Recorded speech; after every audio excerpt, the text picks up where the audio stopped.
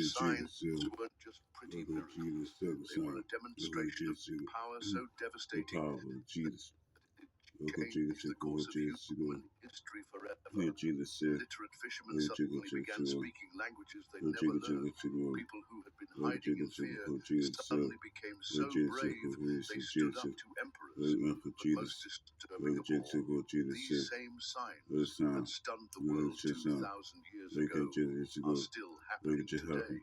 And one of them may be about to happen in your life, and you might not even know it. Get ready, because in the next few minutes you'll discover why the power of resurrection is still the most feared and desired force on the planet, and why knowing these 7 signs could be exactly what you need to completely transform your reality. Can you imagine what would make Roman soldiers, men trained to kill without hesitation, abandon their posts and flee in utter panic at 6 a.m. on Sunday morning? 16 armed guards were stationed around a tomb. They had direct orders from Pontius Pilate. No one is to approach this tomb. No one. The 2-ton stone was sealed with imperial wax. Any attempt to tamper with it would be punishable by immediate death. These men were no novices. They were veterans who had faced rebellions, gladiators, and assassins. But at 6:03, something impossible happened. Mary Magdalene arrived in the garden carrying spices to anoint Jesus' body. She expected to encounter guards, expected to have to beg for permission to approach. But what she found paralyzed her. No guards in sight. The gigantic stone not just moved, but hurled several feet away as if pushed by a supernatural force. The silence was terrifying. Where were the soldiers? Why did the stone appear to have been blown away from the entrance? And even more frightening, when she finally worked up the courage to look inside the tomb, the linen sheets were there, neatly folded, as if the body had simply evaporated from within them. Can you imagine what would make Roman soldiers, men trained to kill without hesitation, abandon their posts and flee in utter panic? At 6 a.m. on Sunday morning, 16 armed guards were stationed around a tomb. They had direct orders from Pontius Pilate. No one is to approach this tomb. No one. The 2-ton stone was sealed with imperial wax. Any attempt to tamper with it would be punishable by immediate death. These men were no novices. They were veterans who had faced rebellions, gladiators, and assassins. But at 6:03, something impossible happened. Mary Magdalene arrived in the garden carrying spices to anoint Jesus' body. She expected to encounter guards, expected to have to beg for permission to approach. But what she found paralyzed her. No guards in sight. The gigantic stone not just moved, but hurled several feet away, as if pushed by a supernatural force.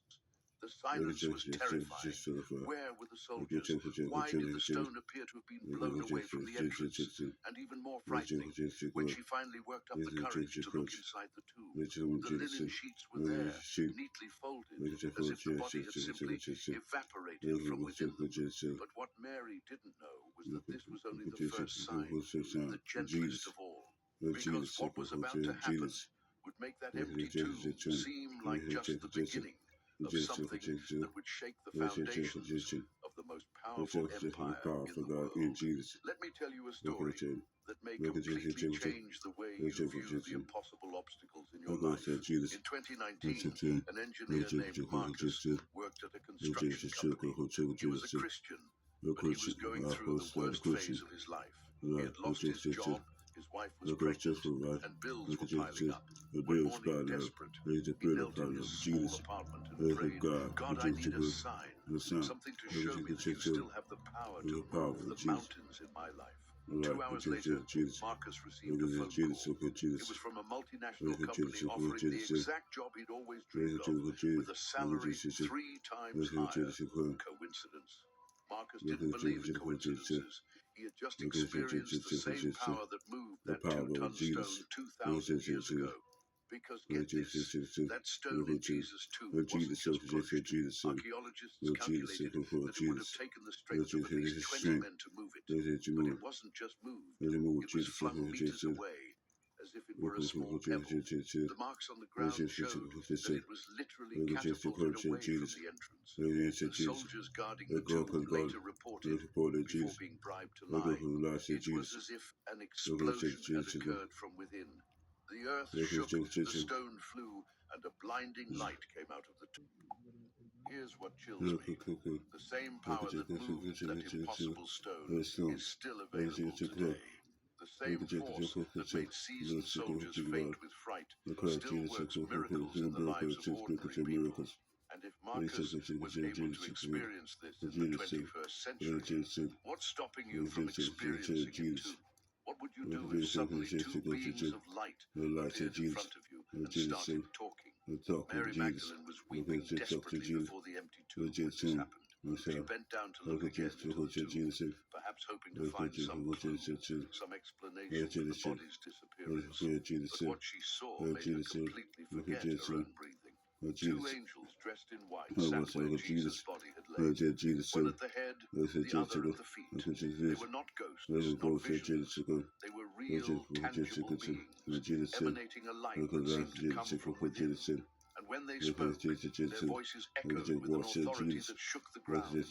Woman, why are you weeping? Imagine what went through Mary's mind at that moment.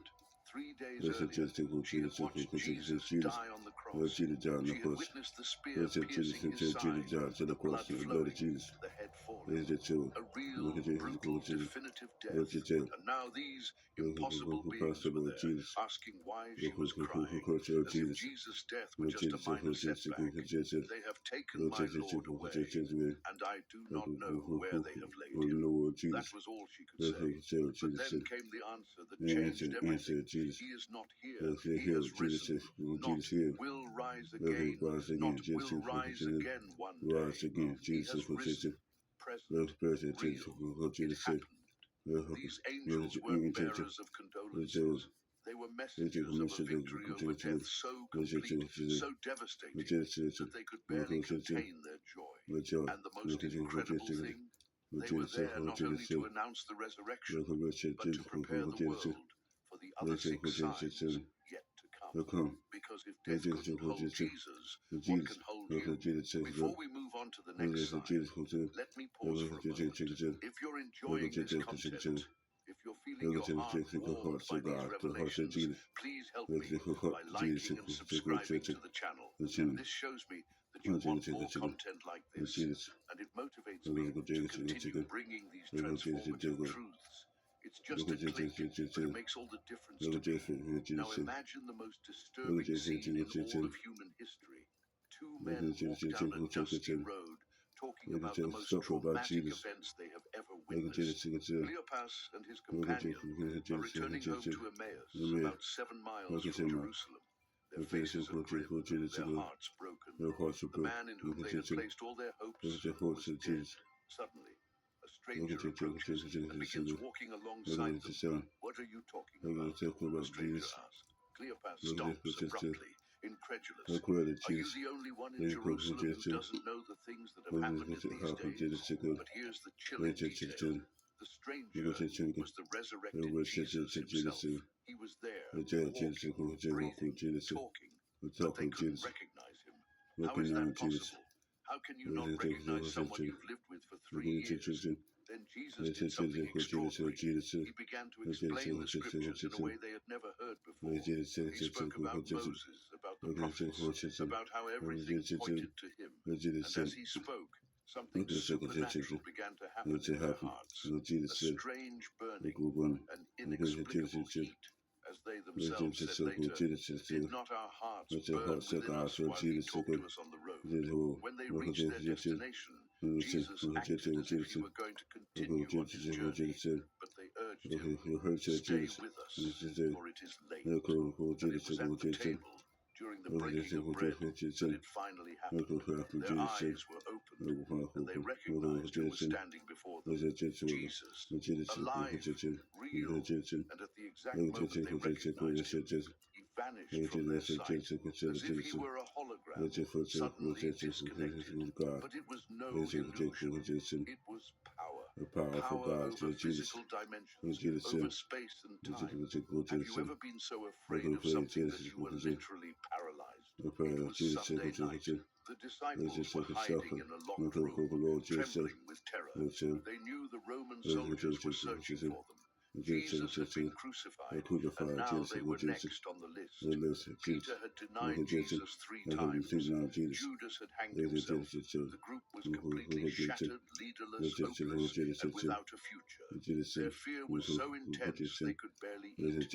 Every noise in the street made them jump.